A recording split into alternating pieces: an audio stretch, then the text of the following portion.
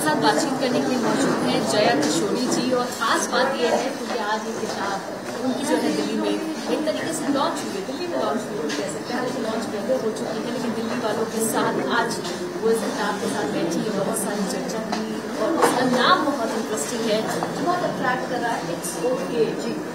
क्या इसके पीछे क्या कहानी है इट्स ओके चैप्टर की? इसी तरह से कहानी ये है कि मुझे ऐसा लगता है कि आज की हम लोग की जिंदगी में कोई चाहिए जो कंधे को हाथ रख के चलता है, हो जाएगा।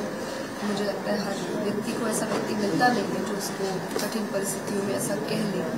मुझे लगता है ये किताब शायद कंधे पर हाथ हो जो आपके डिफरेंट सिचुएशन में आपसे कहें। कह सकते हैं कि ये लाइफ लेसन होंगे लोगों के लिए, किसी का डिफिकल्टी में है या कोई एक गाइडेंस चाहिए तो अपने काम कर सकते हैं। ये मेरे एक्सपीरियंसेस है, मुझे लगता है हर लोग सीख की कहानी है, उससे आप बहुत कुछ सीख सकते हैं। मैंने अपनी तरीके से जितना मैंने जीवन में सीखा उसमें लाने की कोशिश की है। ये सब बोल सकती हैं कि ये सेल्फ हेल्प बुक है, इसको पढ़ के आप अपनी मदद कर सकते हैं, आप अपनी सहायता कर सकते हैं।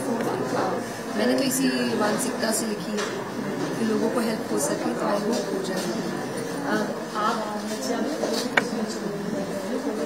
बहुत सारी चीज़ों के बारे में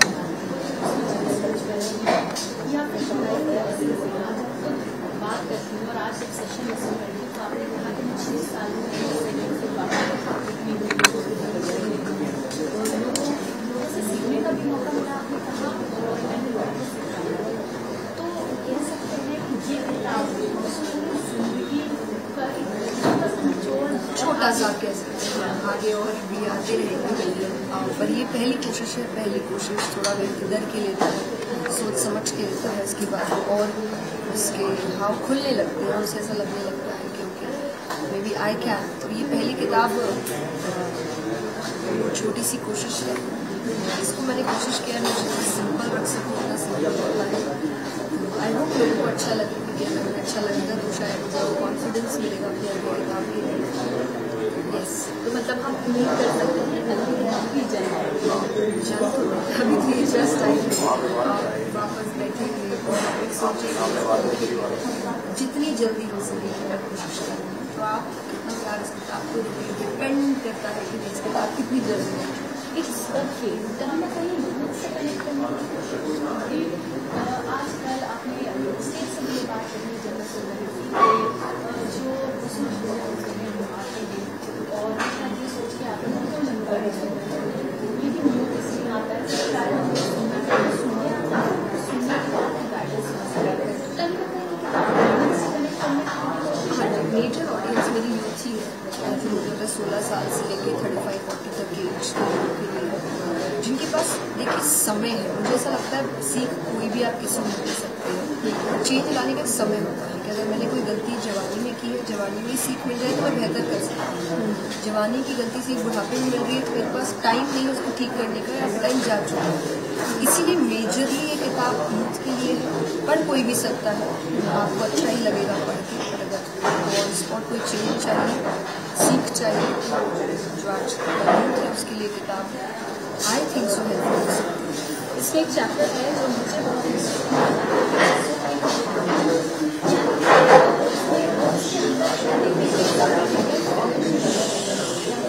और कुछ पहले लेकिन अभी मैं आपको सुन रही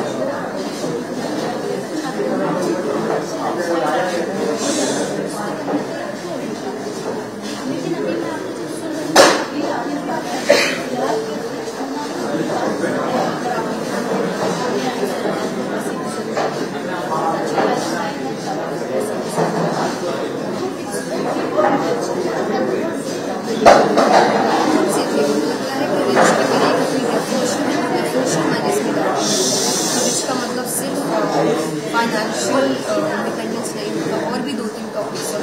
मुझे लगता है जब वो तीनों चारों आपकी जिंदगी में नहीं आते तब तक आप रिच नहीं कहते। सिर्फ पैसा आने से व्यक्ति अमीर नहीं होता। आई थिंक उसके रिश्ते, उसकी मानसिकता, उसका अध्यात्म और पैसे, इस सब का बैलेंस बनेगा तभी वो इंसान अमीर कहला सकता है। तो वो मैंने लिखने की कोशिश की, बट इस financial independence is a major part of it, वो होना चाहिए। आज भी मैंने यही बात की कि अगर आप वैराग्य के लिए मे भी पैसे बिल्कुल ज़रूरी नहीं है, लेकिन अगर आपके पास परिवार है, अगर आपके आसपास लोग हैं जिनकी जिम्मेदारी आप पे, आपके जीवन की जिम्मेदारी आप पे, मनी इज़ वेरी इम्पोर्टेंट। अच्छा, एक सवाल कि अगर आप एक लेकिन आप अच्छा काम नहीं कर सकते, उस पर आपका क्या कोई थॉट नहीं, मुझे लगता है ये बहुत बहुत बेटी थिंग है। इसमें बात करना शायद मेरे काम की बेइज्जती करना है, तो मैं नहीं करती। मुझे ऐसा लगता है बोलने वाले कई बार आपको लोग इसीलिए भी फोन करते हैं क्योंकि शायद वो आप जैसा जीवन जीना चाहते हैं, आप जैसा कुछ करना चाहते हैं, कर नहीं पा रहे हैं। तो आपको करता देख उनको बहुत इनसिक्योरिटी फील कर रहा है, तो इनसिक्योरिटी उतारने के लिए वो आपको गाली आ रही है। उनको आपसे पर्सनल दुश्मनी कुछ नहीं है, बट अपनी इनसिक्योरिटी बाहर करने के लिए वो आपको ऊँचा दिखा के खुश हो जाता है कि वो बहुत बड़े होते हैं। अगर उनको खुशी मिल रही है बहुत अच्छी बात है, मेरी लाइफ में उसमें कोई असर नहीं होता। स्टिल डूइंग माई वर्क, कर रही हूँ, अभी कथाएँ कर रही हूँ, अभी नई नई चीज़ें बाहर आ रही हैं, नए नए प्रोजेक्ट्स कर रही हूँ। तो मुझे नहीं लगता ये चीज़ें मेरे जीवन में कोई फर्क लेके आती है, और ना जो मुझे सुनते हैं उनकी, लेकिन मुझे ऐसा लगता है जो सुनने आते हैं उनको बात से मतलब है, क्या पहन रही हूँ और कैसी लाइफस्टाइल जी रही हूँ, उससे उनको कोई लेना देना नहीं है। That is my personal choice. Definitely I will say practice what you preach, but I do that, and I practice that you should earn money. That's the reason I am earning money. अगर मैं किसी को कहूँ कि money is a must in your life, I should have money for that. If I'm saying someone की spirituality is a must in your life, I should be spiritual. तो मैं कोशिश करती हूँ, I practice what I preach, by God's grace. Mostly काफ़ी चीज़ें मैंने अपना ली, और इस किताब में बहुत सारे तरह से और बहुत सारी चीज़ों को गाइडेंस इस सवाल का किताब से लगता है। अगर मैं आपसे पूछूँ कि भारतीय जनता पार्टी के उन्होंने ये किताबें जो कथावाचक है बिल्कुल, तो उन्होंने कथावाचक को भी 4 किताबें पढ़कर बना सकते हैं।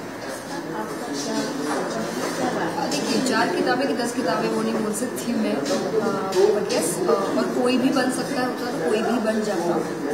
मैं इस चीज़ में अग्री भले ही ना करूँ, पर हाँ I would definitely agree with that. कथावाचक और संत, मैं संत नहीं हूँ, मैं साधु नहीं हूँ, मैं साध्वी नहीं हूँ, पर मैं कथावाचक हूँ। ये डिफरेंस बिल्कुल है, और ये डिफरेंस को याद करके ही आप किसी को सुनो। मैं जैसे मुझे नहीं पसंद आप मुझे भगवान का दर्जा दीजिए, मैं नहीं खुश होती इस चीज़ से, क्योंकि अगर आप आई थिंक बहुत देर से बैठे थे, आई डोंट अलाउ लोग मेरे पैर छुए, आई डोंट अलाउ लोग मुझे भगवान का दर्जा दें। आई थिंक मैं एक सिंपल ह्यूमन बीइंग हूँ जो कोशिश कर रही है कुछ अच्छा लोगों तक पहुँचाने का, by the terms of reading. I read good things, I study and then I do that. मेरे हिसाब से हर टीचर ये काम कर रहा है, कोई इंसान MBA करके जॉब कर रहा है तो अपने MBA की टीचिंग्स यूज़ करके उस कंपनी का कुछ फ़ायदा कर रहा है। I have read something, I have some kind of knowledge and I am using that for other people. तो मुझे नहीं लगता मैंने कोई बहुत ऐसा काम कर दिया कि आप मुझे भगवान का दर्जा दीजिए, मत दीजिए किसी को। उन शब्दों में और ये शब्द भी थे कि लोगों को कथावाचक की बोली का देखना देकर शब्दों की वाणी का अमल करना चाहिए। ठीक है, किसी का ओपिनियन आई डोंट नो, मैंने तो सुना भी नहीं, तो मैं उन पर कोई टिप्पणी कर नहीं सकती। जिस मैं सुन लूँगी शायद मैं बोलूँ, तो सबका अपना अपना ओपिनियन है, और डेमोक्रेटिक कंट्री है, सबको हक है अपना ओपिनियन रखने का। तो और यही अच्छाई है भारत की, या एक डेमोक्रेटिक कंट्री है, और ये बना रहे तो अच्छी बात है।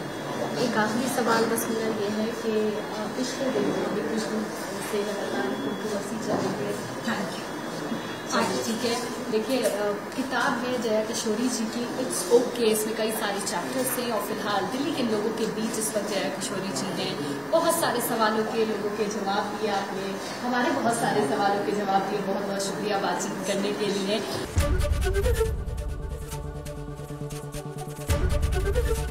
ABP गंगा, खबर आपकी, जुबान आपकी।